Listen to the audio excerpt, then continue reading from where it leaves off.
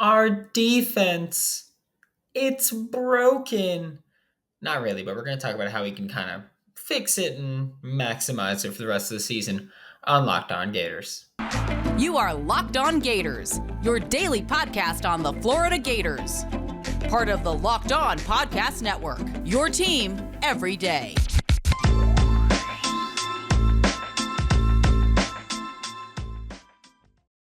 Hello, and welcome back to another episode of Locked On Gators, part of the Locked On Podcast Network, your team every day. Thanks for making Locked On Gators your first listen of the day. We are available daily and free wherever you listen to the podcast. Happy Tuesday. I'm Brandon Olson. Find me on Twitter at WNS_Brandon. Find my written work with Whole Nine Sports and GiantsCountryOfSI.com. Today's episode is brought to you by Upside. Download the free Upside app and use promo code LOCKED to get $5 or more cash back on your first purchase of $10 or more. Before getting into today's content, just ask you to like, subscribe, comment, review. Leave a review on Apple Podcasts if you want to. I know that, I got one horrible review that was like, he's such a homer, even though he picked Tennessee to win the game by 10 points. Don't know what to tell you there. But we're talking about fixing the Florida Gators defense here because it was bad against Tennessee, and there's been these lapses that we've seen kind of often. You talk about the Kentucky game. There was the Will Levis deep touchdown against cover 3. Jalen Kimber was the corner. Trey Dean came down on the over route, and it was the touchdown deep over the middle of the field. You could talk about this past Saturday. There were multiple communication issues or busted coverages, whatever you want to call them. And also, by the way, against the run, there were also some pretty horrible plays by this defense, like that Hendon Hooker long run was just atrocious to see. But I think the biggest issue for the Florida Gators has been the communication. That has to be a focal point because not only does it seem like they're not communicating enough, at certain points, it doesn't even look like they're communicating. Like we could talk about the clip where I think it was the first big play that Tennessee had throwing the ball. It's Trey Dean and I think Devin Moore on that side of the field. And when Tennessee goes in motion, Trey Dean shifts his hand out as if to say, we're shifting the coverage or whatever you're doing. But I mean, you can't see him speak when he says it. Obviously, we can't hear him speak, but Devin Moore is in front of him. So if he's just pushing his hand out, that's not going to be helpful. And you could break down as many plays as you want. We could break down that play. We could break down the other play where everyone's like, there was Trey Dean here. We don't know. Honestly, there was one where Trey Dean's catching the blame. I think it was Avery Helm who was supposed to be in that area, but he wasn't. But again, no matter how educated or uneducated your guesses are, all you're doing is making an assumption and then casting blame onto people. It's clear and obvious that the Florida Gators do not communicate enough on defense. Most of these big plays the Florida Gators defense has given up this year, it's not even up, corner 1 got toasted, corner 2 got toasted. It's almost always someone was supposed to pick that guy up and they just didn't. It's very, very rarely been the Florida Gators are getting just beat on, corner routes, post or whatever it is. It's very rare that they're just getting beat. With linebackers on tight ends, yeah, that happens a lot. But a lot of these big plays have just been someone was supposed to go in that zone and they didn't, or someone was supposed to be on that man and they didn't pick him up because this defense is not communicating as to who needs to pick up which player when a team goes in motion, when even when there's not in motion, when they're just stacked up on each other, stuff like that. And it seems so simple to say, but that's what so many of the big plays have gone. That's how so many of the big plays have happened. Just not communicating. And this is a team with way too many veterans to be doing something as simple and stupid as not communicating being the issue that's killing them right now. That's completely unacceptable. This coaching staff has to get them on the same page. I'm not blaming a single player. I'm not blaming anybody specifically. But this coaching staff needs to get these players on the same page and get them communicating, or else Florida is going to be in for a rough rest of the season. Another thing, the Florida Gators need to start winning their one-on-ones in the trenches. I talked about it a little bit yesterday. The Gators have to do a better job winning those one-on-ones. Yes, yesterday I was talking about, I believe it's specifically Amari Burney against Tennessee running back Small, where, Amari Burney came in and got blocked by this running back who, by the way, consistently, the Tennessee running backs have been awful in pass protection. Not just against Florida, throughout the remainder of the season, they've been awful in pass protection. And I'm sorry for whoever brought up this point.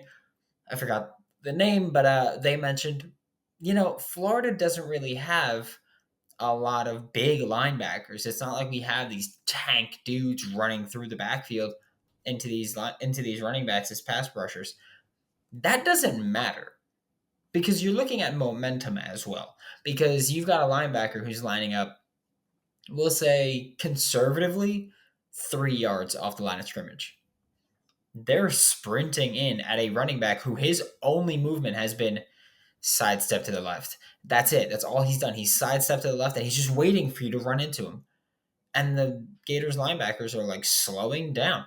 Run through him. It's as simple. You have a small running back and a running back who's just got no technique and is very passive in pass protection. And these linebackers are not just bull rushing them. Look, that's like, I know that a lot of people are like, oh, well, pass protection, you're back and down. Pass protection ain't passive. It's as simple as that. You got to be active, and these running backs aren't active, and the Florida Gators linebackers are not making them pay. Patrick Toney has done a fantastic job, and Sean Spencer. I'm not sure really who dials up the defensive line movement, but they've both done a fantastic job at creating creating these one-on-ones with scheme. The creepers that we see where you're overloading one side and the running back has to pick up where the pressure's coming from because the left guard can't come across the formation to do it. So the running backs come across, and you've got these one-on-ones with the linebackers, but the Florida Gators linebackers are not winning those battles. Congrats, you're getting a pressure because you got close to the quarterback, but they're not winning the battles up front. You have to win those one-on-ones, especially in the backfield. Outside of that, outside of just running backs, defensive linemen need to win their battles. I love him, but I'll call him out here. Princely Umanmielen, other D lineman again, but he's the one that I'm talking about because he's the starter. So Princely Umanmielen has to win these one-on-ones. He hasn't been nearly as active as he should be with his hands. Linemen engage with him. It happened a lot against Tennessee. It was Gerald Mincey too, where linemen would engage with him and he just would not be able to get off their blocks. He wouldn't even get creative with doing it. He was just, throwing his hands around. He's not doing any moves. He's not rip, swim, club, whatever you want to call it, not spin, nothing. He's just running into these offensive linemen and letting them block him. You have to be active with your hands. Active feet, active hands, you will get pressure. And just the Florida Gators lineman, also, again, I'm not just saying Princely Umanmielen, has not been able to do it. Gervon Dexter has not won enough of the one-on-ones when he rarely gets the one-on-ones. We know that he's been doubled or tripled often, but you have to win. You have to win. You have to be aggressive at the point of attack. The pressures should not be coming from off-ball linebackers on their blitzes because they're not blitzing often. Yeah, okay, he's Ventrell Miller is getting pressure on, I don't know the number, but 75% of his pass rush attempts, but he's rushed 10 times. Like, no, there were 70-something plays on Saturday alone. The Florida Gators have to win these one-on-ones in the trenches, and they haven't been doing that. And also another thing to fix is defense, patience. There's a ton of youth on this Gators defense, especially depth-wise. You have to let them develop and let them win. We knew this year would be rough, Gators fans. I know we all got caught up in the Billy's great, recruiting's working out, all this fun stuff. We knew this year would be rough. You got to sit through it, and you got to just hope that what you do see is very positive. We're about to take a look at the offensive tape from Saturday. But first, a quick word from Upside, because if you're going from cringing at the pump to getting an eye-popping check at your favorite restaurant, wow, the inflation is hitting everybody where it hurts, and it does hurt right in that wallet. That's why I started using Upside. Upside's an incredible app for anyone who buys gas, groceries, dines out more often than they should over here. With every purchase, I earn cash back thanks to Upside. To get started, download the free Upside app, use our promo code LOCKED, and get $5 or more cash back with your first purchase of $10 or more. Download the free Upside app and use promo code LOCKED to get $5 or more cash back on your first purchase of $10 or more. That is $5 or more cash back on a first purchase of $10 or more using promo code LOCKED. Thanks again for making Locked On Gators your first listen of the day. We are available daily and free wherever you listen to podcasts. And now it's Tape Tuesday time. We're going to take a look at this with starting on the offense like we usually do. I'm just going to hit play while I kind of set the scene for you. This is Anthony Richardson's big completion to Ricky Pearsall. This was beautiful. I spoke about having more plays with Anthony Richardson in the backfield, not turning his back on anybody. He did not do that here. He didn't turn his back with Trevor Etienne, who I forgot to set up and play, but I'll just do this real quick because I know what he does. And there we go. So he runs that little play action real quick after the motion. So there's a lot going on in the backfield. You've got Trevor Etienne as a check down option here. And Anthony Richardson, expect to see more of this, kind of shotgun. He's not really that deep, but he's making the right play where he's sitting back there, getting to read without completely turning his back to a defense. Xavier Henderson goes in motion here, as you can see. The corner over him moves to the deep responsibility, and that deep safety comes down and covers Xavier Henderson. So they just switch. This is cover 1 for the Tennessee Volunteers. And they didn't do a good job at it. I'll say that. But the Florida Gators protection is great. It's 6-man protection against a 5-man rush. Keon Zipperer stays in to pass protect. And that kind of helped set the stage for this play to happen. You've got Ricky Pearsall here on this left side running a sluggo route, which is, you're kind of taking 3 steps, slanting, and then cutting back out and going deep. He kind of ran a sluggo. Justin Shorter, I want to say that's a post corner just because he runs his considerably deeper, we'll say. So I think that, the sluggo, whether you want to call it both sluggos, both post corners, that's just semantics at that point. But they're both open on this play. Like, they are both pretty wide open. This is exactly what we've been hoping to see from this Florida Gators offense. More deep shots, more plays where you kind of let things develop. I get it. We all hate Xavier Henderson going into the flat. I do think that really helped open this up here because, one, you've got a guy playing the deep safety who does not usually play the deep safety, which worked out for the Florida Gators because he wasn't there. He didn't read that both corners got beat against Ricky Pearsall and Justin Shorter. You're taking the usual deep safety and you're kind of leaving him in the flat. You're giving Anthony Richardson a check down option, which he could use. He didn't. But if they're sitting in zone, let's say that's cover 3. If they're in cover 3, then that might be wide open because you've got someone taking care of that deep responsibility. So if they're in cover 3, you've got that addressed, which fantastic decision there. But, it is what it is.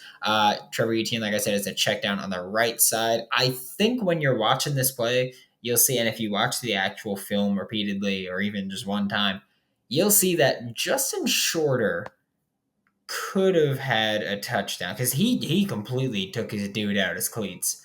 I think Justin Shorter would have had a touchdown, but at the same time, by the time he even destroys his man in coverage, that ball's getting thrown. And I'm bringing that up because I've seen people talk about it. Yes, Justin Shorter probably had a touchdown, but again, ball was already getting thrown. Like, if you watch the replay, you'll see Justin Shorter is losing his man, and Anthony Richardson's already like that. Like, that ball's already on its way out. So yeah, could have had a touchdown, but guess what? There was already a ball being thrown. Also, that deep safety did a horrible job, by the way. The ball was getting thrown. He didn't even try running to Ricky Pearsall. He was still covering Justin Shorter, who's running deep, when, again, the ball is already thrown. This is a fantastic execution by the Florida Gators. Expect to see more of it from them. And I think we will see more, especially, against Eastern Washington, maybe try to get into more of a rhythm, assuming that game does happen.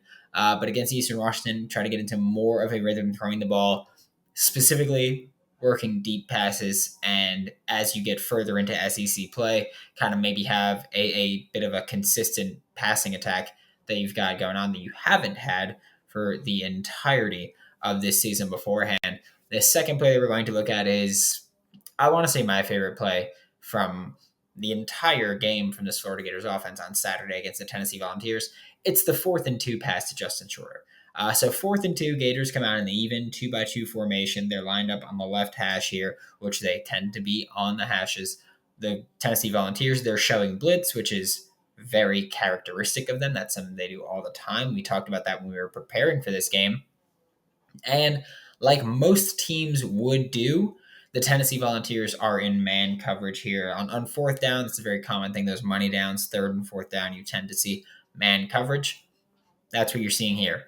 However, that is also why I love what the Florida Gators do. Because even if you're in cover 3, this still works for the Florida Gators. If you're in quarters, it still works for the Florida Gators.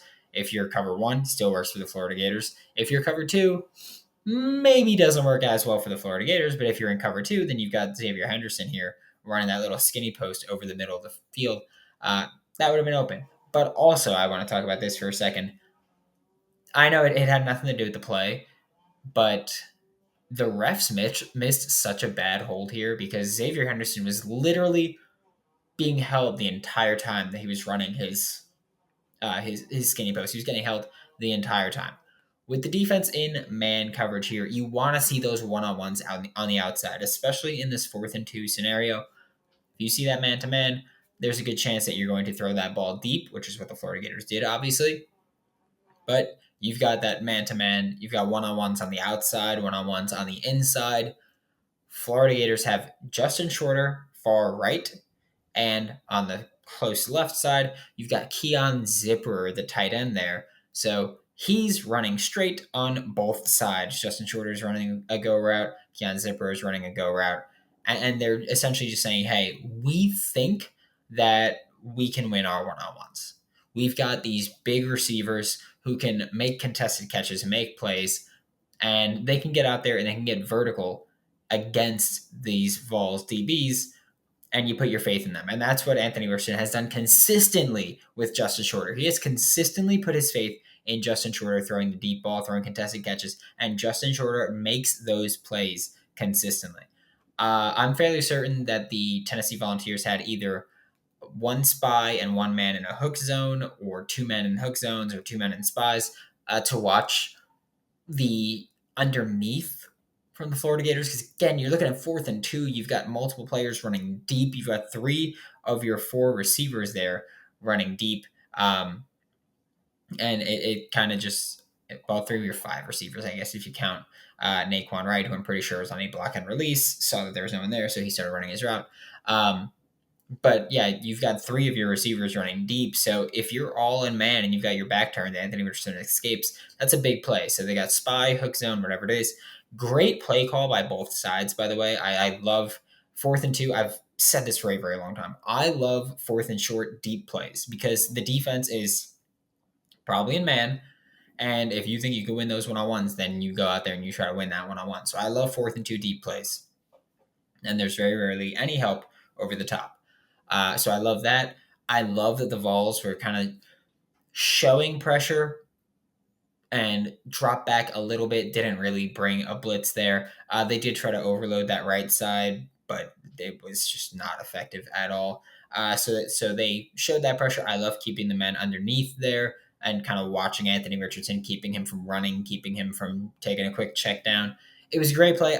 Florida just executed that one better. That's all that was. Florida is, with Justin Shorter especially, a solid deep ball team, a solid jump ball team. And that's all that was Florida just executing that and doing what they're good at. So I think that when you're watching this and you see Justin Shorter running deep and you're like, okay, like this is going to be, like they're taking that shot. They did. The Florida Gators should continue to do that. If you have man coverage, just be like, hey, Shorter, run deep and make a play here. We're about to take a look at that defensive side of the ball, but first, a quick word from our sponsors. To wrap up today's show, we are taking a look at the defensive side of the ball for the Florida Gators here. And the first play that we're looking at, Shamar James' first career sack. This is one of those situations that I spoke about earlier today and that I spoke about last week multiple times while previewing this game for the Florida Gators versus Tennessee Volunteers. the Vols offense, they like to run 6 or 7 man protections. They keep running backs in the backfield frequently to pass protect. They keep tight ends in the backfield frequently to pass protect or in line to pass protect. But they like to keep those 6 to 7 man protections. It allows Hendon Hooker time to make his reads, time to sit back and make those reads because you have to when you're a pass heavy offense. It allows your receivers freedom to kind of open up. And if they blitz, if the defense blitzes, and Hendon Hooker has that protection, he can probably scramble, make an extra play, and kind of make it backyard football here. Here it's essentially a 7-on-7, but instead of the usual 7-on-7 being a quarterback and a bunch of receivers, this 7-on-7 is all in the trenches. That's what we're looking at here. The tight end stays in the pass protect, and the running back stays in the pass protect. The Vols have just 3 deep hitches on the field. The play was done by the time the receiver on the right in the back even finished his hitch, or in the front even finished his hitch. He started coming across. I think the Gators here are in 2-man. I think it's 2-man with under. Okay, sorry, I'm just going to say this way. Cover 2-man, if that helps you. Rashad Torrence and Trey Dean, based on their depth and the way that they have their heads in the backfield, with Jason Marshall Jr., Avery Helm, and Jadarius Perkins on their men as they're running their hitches, which, again, could have been a lot more creative and a lot more fun, but, Josh Heupel just went hitches, which is common air raid approach for it, so that's fine, but it looks to me like Shamar James had tight end responsibility here. Because again, if this is cover 2 man or 2-man under, whatever you want to call it, if this is cover 2-man, then someone's got to have tight end responsibility and someone has to have running back responsibility. Depending on who the coach is or who the DC is or whatever it might be, depending on the situation, you might tell your linebacker drop back in the coverage, or if there's someone pass protecting, or you might tell your linebacker, if they're pass protecting, blitz and get in the backfield. That's what happens. Shamar James has tight end responsibility here, I believe. Amari Burney has running back responsibility here, I believe, just based on where people are lined up and running those man coverages. So with both the tight end and the running back staying into pass block, Shamar James and Amari Burney both came in as pass rushers at that point. Shamar James ran in completely untouched through the backfield. Offensive line was kind of occupied with Jervon Dexter and Desmond Watson there. Desmond Watson was the one that took up 3 blockers with the tight end coming in to help. The running back stepped up and was kind of waiting for Amari Burney once he saw that gun come in. So Shamar James got a completely free run, wrapped up Hendon Hooker, made the stop, his first career sack, great play design. This is one of the situations where who knows if they get that sack if the running back makes the right read. But I'll take a win where I can take a win at any time, really. Again, this is one of those situations where Florida would have had to win the one-on-one, but instead they did that great job of scheming up pressures that kind of not only create one-on-ones, but could create free runners. And speaking of creating free runners, we're going to take a look at the last play of the game, which hurt my heart. But again, it's the last play of the game here that we're talking about. This is also a first half play. Hendon Hooker on 3rd and 10, backed up in his own end zone on the last drive of the first half of the Tennessee Volunteers. I didn't plan on talking about this play, but Jim Nagy from the Senior Bowl, he tweeted the video of this talking about how good Hendon Hooker was. Gators fans, of course, saw Trey Dean in the frame, and immediately they were like, okay, Trey Dean messed up. And then it started this whole conversation of who messed up, who's to blame. And I was stuck with my usual point. If there's a communication issue, it's usually multiple people to blame. But we'll break it down. And honestly, there are a few players here who I have no idea what the heck was going through their minds at certain points of this play. We'll start off with saying this. Vols have trips on the left. They've got one wide receiver out wide. They've got a running back who's in to pass protect again. And oh my goodness, the running back in for pass protection sucks at it. You would have never thought a Tennessee running back sucks in pass protection. But here they are. And I realize I'm harping on sucking at pass protection for Tennessee running backs, but it's true, especially when you have a defense who wants to scheme these one-on-ones with the running back. It's important to talk about if running backs are good in pass protection. Gators look like they're in 3 buzz, which Three bows means that one of the safety, it's cover three with one of the safeties coming down into that hook zone over the middle. Trey Dean is that safety in this case. Brenton Cox Jr. comes in untouched, lined up over the A gap, which is not something that we saw him do frequently this season prior to this game. Lined up, he initially was off ball, then came in and kind of crept up in between the defensive line. He comes in untouched through the A gap. So Brenton Cox untouched through the A gap. You think, okay, that's an easy sack. He took a horrible angle to Hendon Hooker. He just went to Hendon Hooker's right shoulder, kind of, and it was ugly. He went to Hendon Hooker's right shoulder. He did not get the sack. Hendon Hooker rolled to the left, and that's when he had the completion there. And again, I'll be honest in saying I don't know who's to blame here in coverage. Trey Dean was playing way too far towards that right hash. If you're looking at this screen, the right hash from where we're looking at. So he was playing way too far towards that right hash, considering that there was no one in the area. There was one receiver on that side, and he was running a curl. Maybe he was supposed to wait to see if that became a dig or an over or whatever it might have been. So maybe that's what his responsibility was. However, Shamar James also was playing coverage, almost 20 yards off the line of scrimmage. He was 20 yards back. There's no reason that he should have been there. If that's anybody's responsibility here, it's Jadarius Perkins, who also kind of confusing because I feel like he's kind of just sitting between these two receivers when he should probably be shifting more towards that one that's running over the seam there. So again, I have a hard time saying definitively who's at fault. I think this is just a bad play by the Florida Gators defense. Also, play call wise, fine. I mean, just in terms of in coverage, I think this was a terrible play for the Florida Gators. Again, coverage wise, I don't think Shamar James is supposed to be playing as deep as he should have been. But again, this is one of those situations where I don't know how he's coached up. Like I brought up earlier, that Kentucky touchdown where I spoke to people in the program. Trey Dean was supposed to be coming up on that over route because tight ends were killing them. So he was taught, come up on the over route and stop it. So that was his responsibility there. Here, I don't know what his responsibility was. I don't know if they're telling Shamar James, hey, watch the seam, watch the deep ball. It's more important here. But again, Shamar James, I don't think should have been playing as deep as he was. And Trey Dean, I don't know why he was playing so tight to the outside of the right hash. That's the bigger issue for me. That he lines up on the outside, or not that he lines up, but that he comes up to the outside of the right hash. And then he's not in range to make a play. When there's no one near him, he could have at least waded over a little bit into the middle. But also, if I realize that a lot of people are complaining about who's to blame in coverage.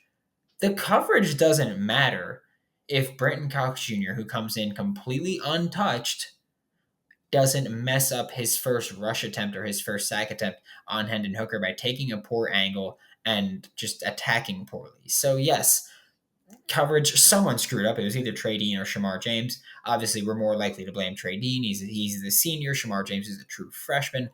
Trey Dean should know better than that. Shamar James, I realize I don't know what his assignment necessarily was that he was playing so far back, but I'm pretty sure he's just supposed to be in a hook zone here. But again, none of that matters if Brenton Cox Jr. makes the right play in the backfield here when he has Hendon Hooker dead to rights. I like the play call. It generated instant pressure. And even if Tennessee did block Brenton Cox Jr., that would have likely just caused a one-on-one between Gervon Dexter and someone on this offensive line. So you've got, if they pick up Brenton Cox Jr., you've got Gervon Dexter in a one-on-one and Brenton Cox Jr. in a one-on-one. I like our odds 9 times out of 10 on those. So I like it. I like the play call. The play call for the Florida Gators defense, it's there. The play calling, the scheme is there. Execution has just been, nothing short of god awful for this Florida Gators defense. Thanks for making Locked On Gators your first listen of the day every day. We're available daily and free wherever you listen to podcasts. We'll be back tomorrow to talk more about your Florida Gators. And tomorrow, Hayden Hansen joins the show as always. Make sure to check out Locked On SEC, hosted by Chris Gordy of Sports 790. Get the best coverage on the best conference, including the best university, the University of Florida. For Locked On Gators, I'm Brandon Olson. Don't forget to follow me on Twitter at WNS_Brandon. Find all my written work with Whole Line Sports and Giants Country of SI.com, and I'll see you all tomorrow.